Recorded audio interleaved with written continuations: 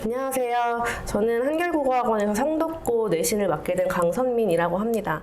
이번에 성독고에 배정받은 학생들이 어떻게 공부를 해야 내신을 좀 잘 받을 수 있는지, 그리고 입시나 내신의 방향이 어떻게 바뀌었는지 이런 것들을 한번 설명을 드려보려고 합니다. 우선은 큰 변화 중에 하나는 수능에 있는데요.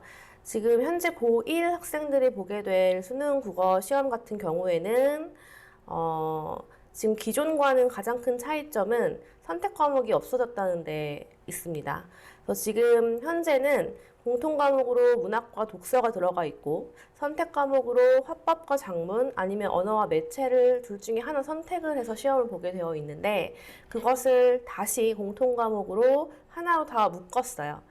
그래서 기존에는 공부를 잘하는 학생들 같은 경우에는 보통 언매를 선택을 해서 그 등급에 조금 유리함을 차지했었는데 그런 거를 좀 없애려고 하는 의도가 좀 있는 것 같고요. 선택 과목에 따른 유불리의 문제를 모두 동일한 내용과 기준으로 평가하고자 하는 그 목적이 가장 크다고 보시면 됩니다. 그러다 보니까 문법을 하기 싫어하는 아이들도 문법을 해야 될 수밖에 없는 그런 상황이 됐어요. 네, 수능에서는 선택 과목이 없어졌다는 게 가장 큰 변화였다면 내신 같은 경우에는 등급이 9등급제에서 5등급제로 바뀌었다는 게 가장 큰 변화라고 할 수가 있는데요. 일단은 내신이 기존에는 1등급부터 9등급까지 이제 1등급이 4%까지가 되고 2등급은 한 11%까지가 2등급이었다면 거의 1, 2등급 학생들이 다 1등급이 된다고 보시면 되거든요. 10%까지가 1등급이고 2등급이 한 34%가 한 3등급에서 4등급 사이에 있는 아이들도 2등급에 들어올 수 있게 되면서 내신의 등급 기준이 조금 완화되었다고 보시면 폭이 굉장히 넓어져서 등급 기준이 완화되었다고 보시면 되는데요.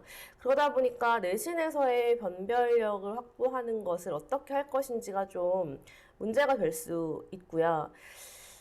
2등급 안에는 좀 들어와야 수도권 대학에 진학이 가능해진다고 좀 보시면 되고 조금 높은 대학 같은 경우에는 당연히 1등급 안에 들어와야 되겠죠. 그래서 아무래도 수능의 비중이 조금 더 높아질 거라고 예상을 할 수가 있어요. 왜냐하면 뭐 200명을 기준으로 전교 8등까지가 1등급이었다면 지금 현재 9등급에서 5등급으로 바뀌면 한 전교 20등까지 1등급이 된다고 봐야 되는데 8등과 20등을 똑같은 성상에서 놓고 대학에서 뽑지는 않을 거기 때문에 대학교에서 어떤 기준으로 학생들을 뽑을지도 조금 문제이고 그리고 수능은 좀 강화되지 않을까 하는 예측을 할 수 있습니다. 성적고 내신의 문제 경향, 출제 경향을 좀 말씀드려 볼 건데요. 기존에 한 2, 3년 정도를 분석한 결과이고요. 2, 3년 정도를 분석한 이유는 사실 교과서가 바뀌기 때문에 완전히 개편이 됐어요. 그래서 사실 2025년도에는 어떻게 문제가 출제될지는 사실 정확하게는 알 수가 없고요. 다만 2, 3년 정도의 어떤 경향이 이렇게 흘러왔다라는 것을 보여드림으로써 좀 어느 정도 예측을 해보자라는 의도가 있거든요. 그래서 기존의 성적고 국어 문제의 전반적인 특징은 가장 큰 특징은 일단 전 영역이 고르게 출제되는 편이에요. 그래서 어떤 학교는 사실은 문법이 포함된 내신의 경우에는 뭐 기말고사에는 문법을 위주로 나온다든가 혹은 중간고사에는 문학을 위주로 낸다던가 이렇게 한쪽에 치우쳐서 문제를 내는 경향이 많은데 성적고 같은 경우에는 문학과 독서, 문법이 굉장히 고르게 출제가 되는 편이라는 특징이 있고 그리고 수능형 문제 출제 비중이 굉장히 높은 편입니다. 서술형 문제가 나오는데 서술형 문제 같은 경우는 조건이 좀 복잡한 편이라서 서술형 문제에 대한 좀 대비는 좀 필요할 것으로 보여집니다. 세부 특징에 대해서 하나하나 설명을 드려보면 첫 번째로 전 영역이 고르게 출제된다고 말씀을 드렸잖아요. 그래서 문학은 사실 교과서 작품 위주로 출제가 되는 편이에요. 그리고 문법 같은 경우에는 기본 개념에 충실한 문제가 좀 많이 나오는 편이기는 합니다. 문학 같은 경우에는 다만 주제나 작가랑 연관된 외부 작품은 충분히 나올 수 있고요. 그리고 문법 문제 같은 경우에도 단순 암기의 여부를 물어보는 문제보다는 조금 수능형 문제를 함께 출제를 함으로써 좀 적용을 좀 잘 해야 되는 문제가 함께 나오고요. 그다음에 가장 중요한 특징 중에 하나는 독서 지문에서 기출 문제가 나온다는 거예요. 모의고사의 기출 문제가 지문으로 등장을 해서 변형 문제로 출제된다는 점이 가장 중요한 특징이라고 할 수 있고요. 그래서 수능형 문제의 출제 비중이 굉장히 높은 편이거든요. 문학 같은 경우에는 작품을 해석하는 관점 를 적용해야 되는 문제가 굉장히 많이 나오는 편이고, 그다음에 모의고사 기출 지문을 문제에 내면서 수능형 문제를 좀 강화했다라는 특징이 있고요. 그다음에 내신형 문제와 수능형 문제가 적절히 혼합이 되기는 해요. 물론 기본 교과서에 충실한 문제도 나오기 때문에 그런 어휘를 물어보는 문제라든지 기본적인 표현상의 특징을 물어보는 문제라든지 그럼 교과서의 개념을 정확하게 파악해야 풀 수 있는 문제도 물론 나옵니다.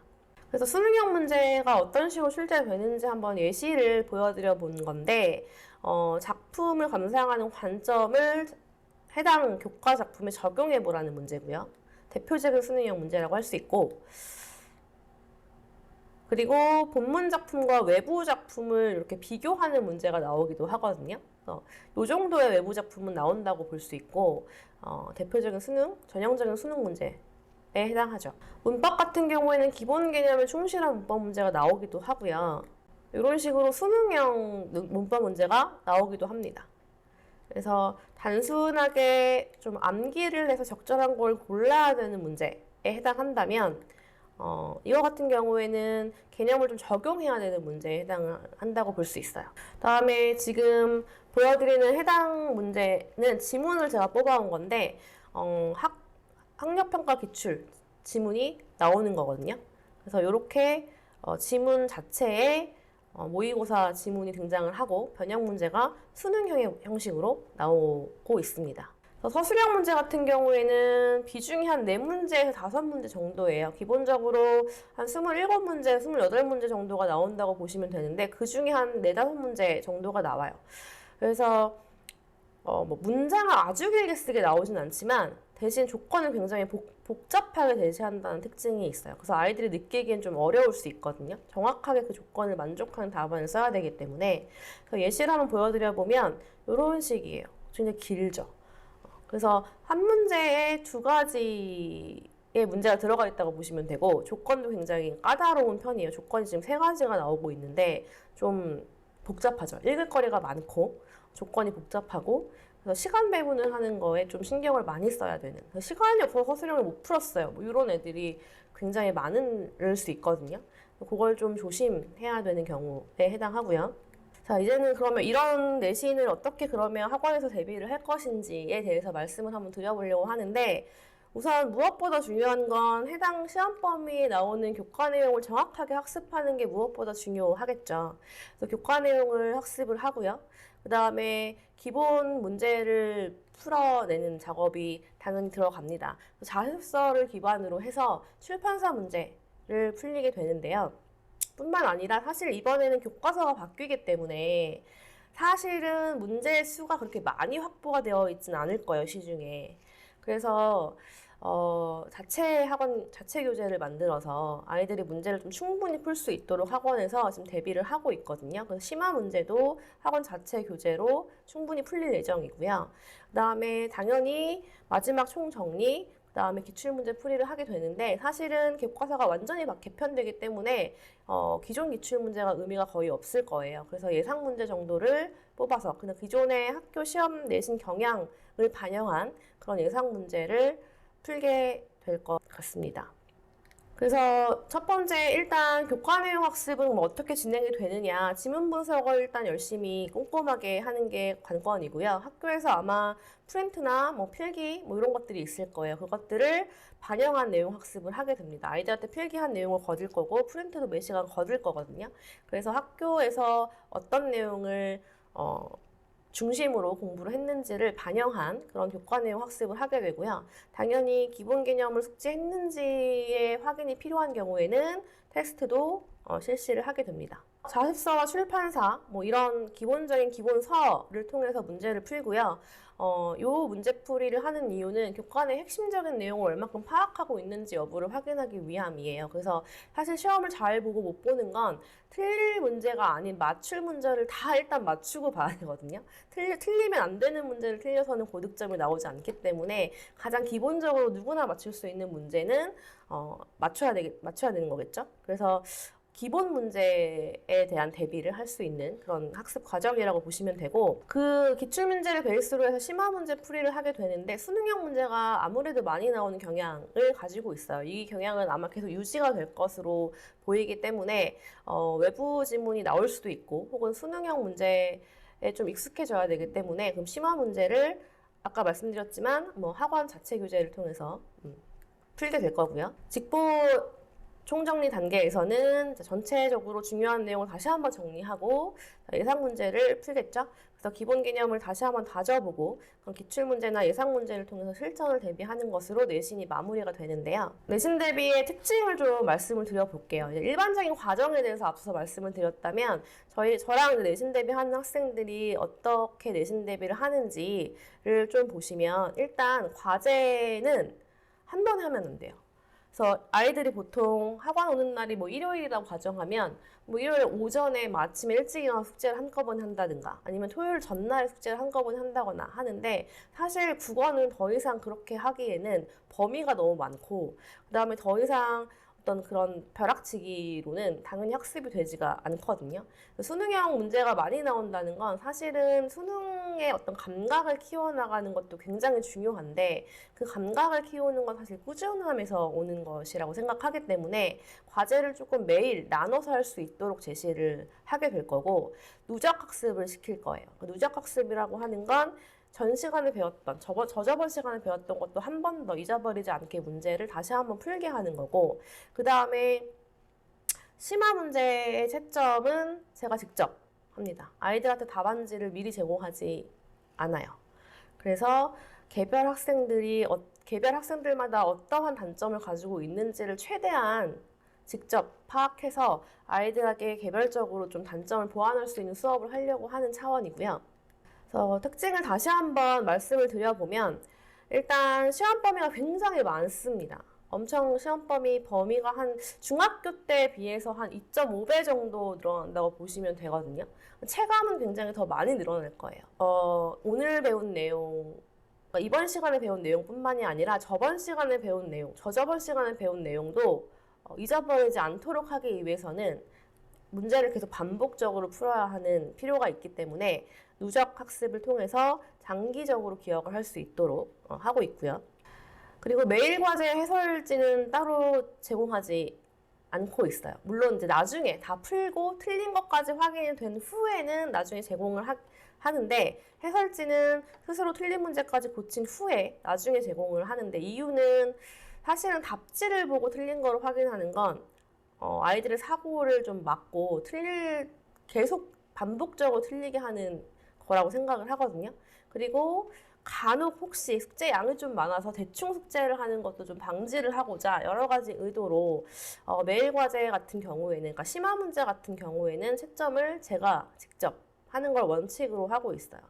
기본 문제도 제가 채점을 하면 좋은데 시간상 그게 안 될 수 있기 때문에 최소한 학원에서 어떤 과제로 나가는 과제지의 채점 같은 경우에는 제가 채점을 직접 함으로써 학생들의 학습 상태를 좀 체크를 그때그때 할 수 있고요. 그다음에 학생들마다 부족한 점이 좀 달라요. 누구는 문학을 못하고, 누구는 뭐 문법을 못하고, 뭐 누구는 뭐 기본 어휘 문제를 못 풀고, 뭐 누구는 뭐 종합적인 사고를 하는 문제를 못 풀고 뭐 개별 학생들마다 틀리는 문제 유형도 좀 다르기 때문에 그거를 직접 체크를 할 수가 있고 그래서 좀 개별적인 지도, 밀착 지도가 가능해진다는 장점도 있고요. 그다음에 학생들이 스스로 문제를 일단 고쳐야 되기 때문에 자발적인 학습을 할 수 있도록 하는 장점도 있습니다.